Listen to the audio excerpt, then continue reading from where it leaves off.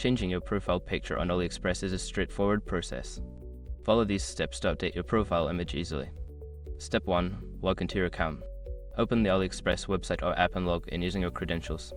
Make sure you are signed into the account for which you want to change the profile picture. Step 2. Access your profile.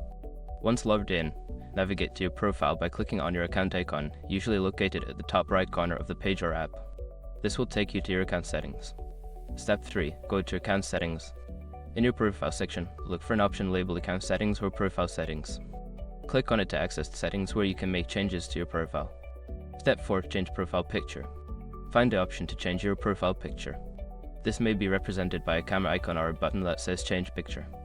Click on it to upload a new image from your device. Step 5. Save changes. After selecting your new profile picture, make sure to save the changes. Look for a Save or Confirm button and click it to ensure your new profile picture is updated successfully.